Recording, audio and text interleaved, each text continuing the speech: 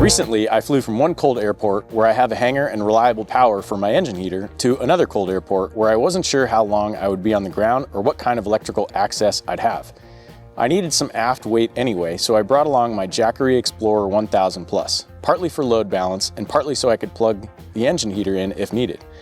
But that got me thinking, could a portable power station realistically work for engine preheating when you're away from home? And if so, how effective is it? How long does it last? And is it practical from a weight and balance standpoint? Aviation maintenance expert Mike Bush has long emphasized that there's no single temperature that defines a cold start. It depends on engine design, condition, and how cold soaked the components are. But he does say this, one cold start can cause as much engine wear as 500 hours of normal operation. Bush characterizes any start below freezing as a misdemeanor and anything below 20 degrees Fahrenheit as a felony. The problem isn't just oil viscosity, especially if you're running multi-grade oil. It's the uneven expansion of the metals inside the engine. Different components warm at different rates, which can cause microscopic interference between parts and lead to accelerated wear. Bush considers a heated hangar the gold standard, and while he doesn't specify the exact temperature, he often references 40 degrees Fahrenheit as a meaningful benchmark. So if we can't heat the whole hangar, or we don't have access to an outlet, can a portable battery get us close enough to matter? My name is Dr. Keith Roxo. I'm one of the founding pilot physicians of Wingman Med, and we're here in Fallon, Nevada to find out if a portable battery system by Jackery is going to be good enough to preheat our engine. The ambient temperature right now is 18 degrees, again, Fallon, Nevada, where it's pretty chilly.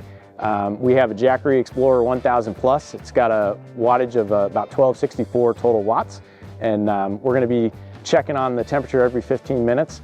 We started today with the cylinder head temperature of 25 degrees and an oil temperature of 26 degrees, and we'll keep checking on it until the Jackery is out, and we'll see how it did. Wingman Med is a consulting company and FAA AME exam service where we help people with complicated medical exams get through the FAA medical certification process as quickly as possible. Our website is wingmanmed.com, and if you would like to set up a free consult with us, there's a button right there in the middle of the site that says free consult. You'll put in your information, let us know what your concern is, and we can get you set up as early as possible. So we have a 1965 S35 Bonanza with an IO 520 engine. We have a Tannis engine heater installed on this, so we can just plug directly in and get that electric engine heat going. We bought this airplane about 1.5 years ago, and we actually recently installed the turbo normalizer system and have an oxygen system built in as well. So on average, I fly about 130 to 160 hours a year. A lot of it is for business trips related to Wingman Med, going to either medical conferences or going to pilot events to give lectures and presentations to pilots about medical certification. All right, we're at 29 degrees on the CHT and oil temperature is 26 degrees.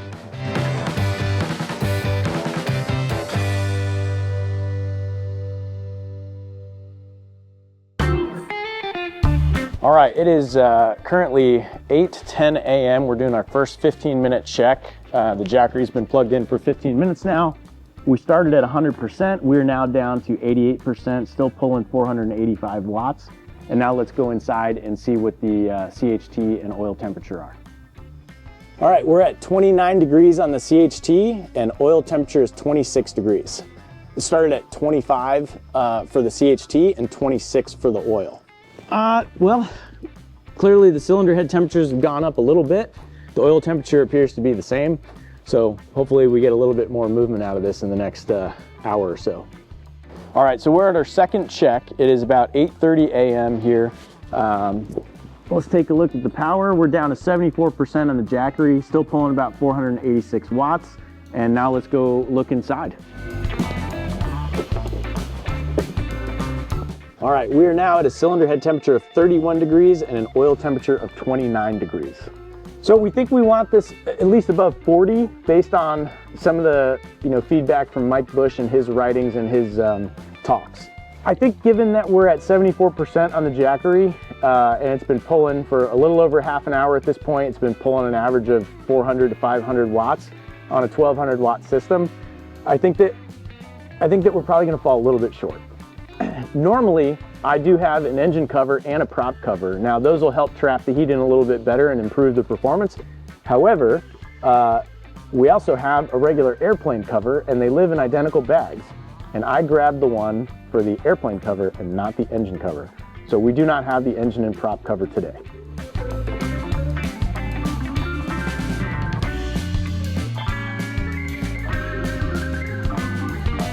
So ambient temperature, according to my iPhone, is now 21 degrees. It was 18 degrees when we started. It is currently 8:47 a.m. So this has been going for almost an hour at this point. The Jackery is saying that it's down to 60% power, still putting out 486 watts. All right, let's go check the temperatures inside. All right, we're at a cylinder head temperature of 34 degrees and an oil temperature of 33 degrees. I still think we're probably gonna fall a little short.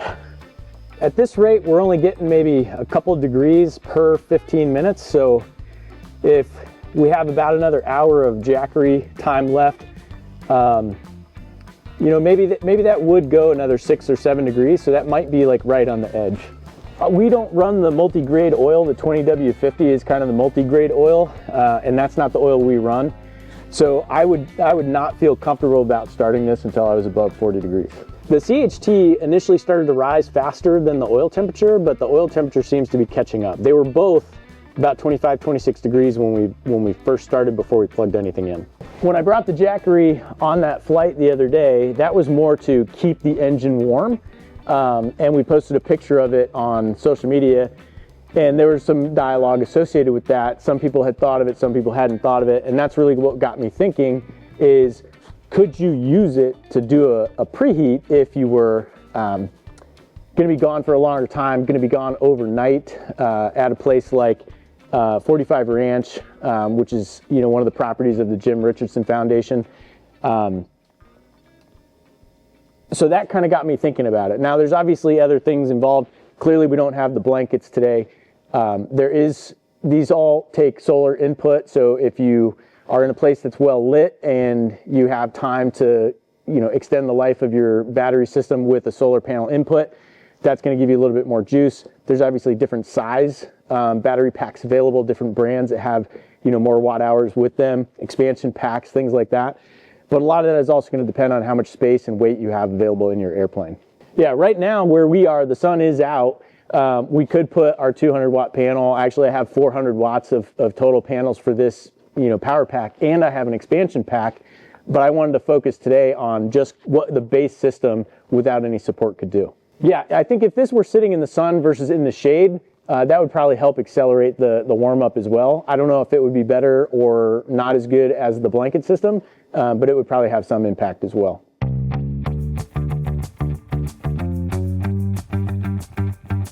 All right, this is our fourth check. It is now 9:10 a.m., so we've been going at this for a little bit over an hour.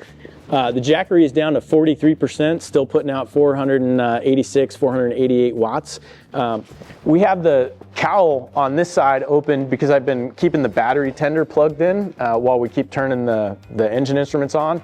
And going into feel, like, it's not warm, but it is a lot warmer than the 20 degrees it was when we first showed up. All right, let's go inside and check the temperatures.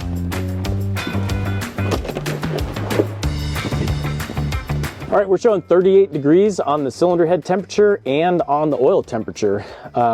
Still feels really cold here inside the airplane.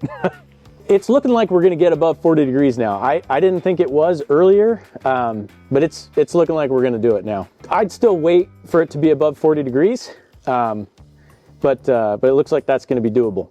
You know, based on the recommendations from Mike Bush, it seems like 40 degrees is kind of that minimum temperature I would like to start the engine.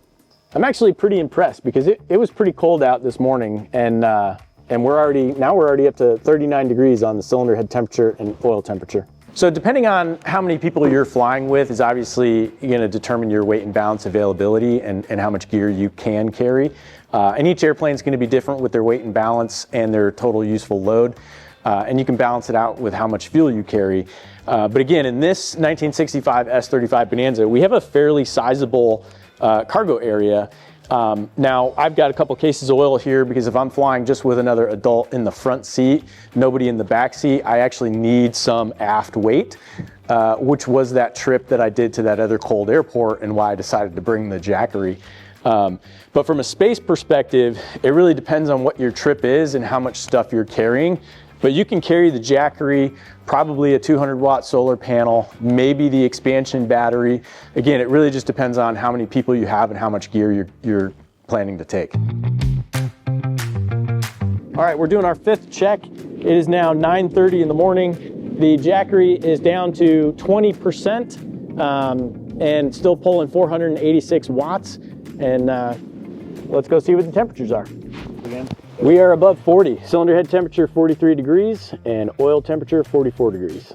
So despite my initial impression thinking that it wasn't gonna make it, we still have about 19–20% left on the Jackery and we're already at 42 and we didn't have the engine blanket or the prop cover, nor is the airplane even in the sun.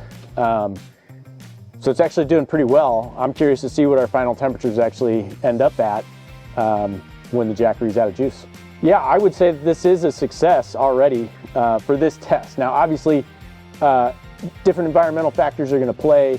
If it's windy, you're going to get a lot more heat stripped off, the engine and prop. If your engine's bigger, if it was colder when it started. So there's a lot of different things at play. But I do think that this indicates that a portable battery system, especially if you have solar, especially if you have blankets, are going to be a good option to preheat after a trip in an isolated location. All right, this is our 6th check. It is 9:50 in the morning. So this has been going for just shy of 2 hours. And we look at it and we're showing 0% now. So I'm not sure exactly when it hit 0, sometime in the last 15 minutes. But it is out. It is dead now. So we're going to go see what our final numbers look like. All right, so we're sitting at 43 degrees on the cylinder head temperature and 44 degrees on the oil temperature. So we'll go ahead and turn this off and disconnect the Jackery and do some final thoughts. The Jackery is fully depleted now. It ran for about 2 hours. We had a starting temperature of 25 degrees on our CHT and our oil temperature when we checked the instruments before we plugged it in. And we ended up at about 44, 43 degrees for those. So reaching a target temperature of 40 degrees, I would say that overall this was successful. By the math, the Jackery is 1264 rated for the one we have, the Explorer 1000 Plus. And it was pulling, documenting 486 watts. So it should have lasted a little bit longer than 2 hours, but maybe it's because it's pretty cold outside that it didn't last quite as long as the math would have suggested. But overall, I'd say that this was a success.